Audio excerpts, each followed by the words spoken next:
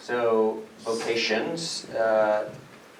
How can a person share their love of God with the world? That happens in a lot of different ways, but the follow-up question was, is that my vocation? And I think that's a good question. So our vocation is the primary way that we are called to live out our call to be holy, to be saints. God gives us a handful of main vocations, and we're called into one of those. But then he also gives us small V vocations, which make each of the big V vocations unique. So my priesthood is different than Father Mark's priesthood because of the small V vocations that we have. But that is the primary way that we have to share our love with the world. But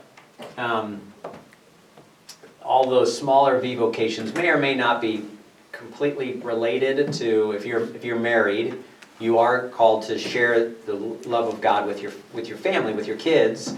But then you also might be involved at work or involved in another group. Well, you're called to share the gospel, share the love of God there as well.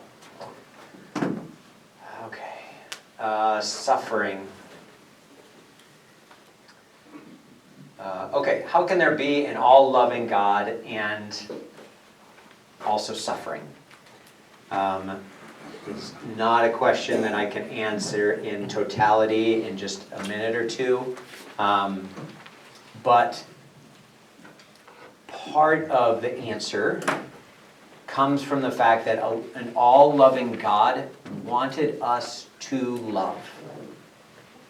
And love has to be a free choice, and for it to be truly love. And for it to be truly a free choice, we have to be able to choose to love or choose not to love. And so part of the reason why there is suffering is that it's a consequence of the fact that we don't always choose to love. So there is suffering that comes from the choices of other people who have not chosen to love. And I think part of that is that we wouldn't be drawn to choose God as the ultimate good.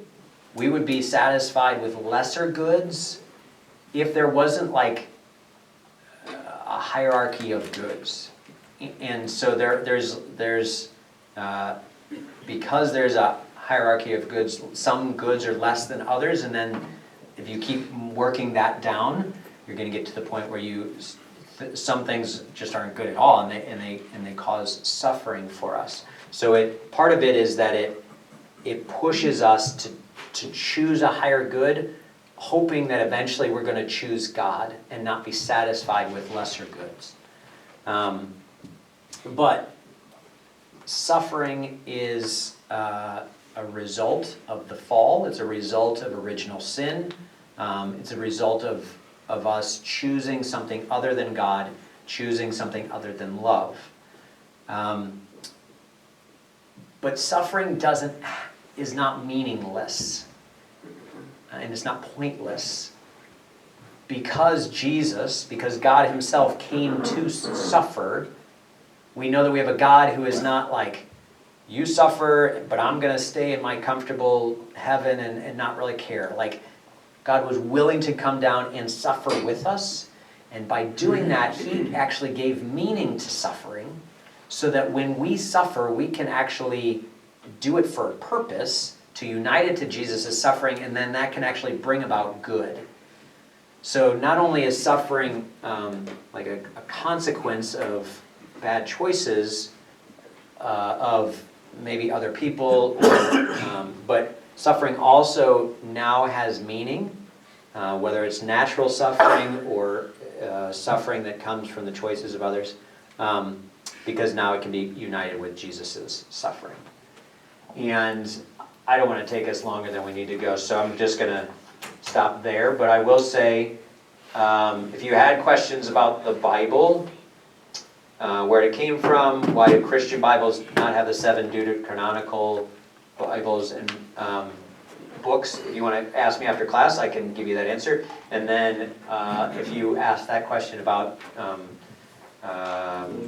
liberation theology, I would be willing to answer that after class too. But I want to hand it back to Richard and our final person.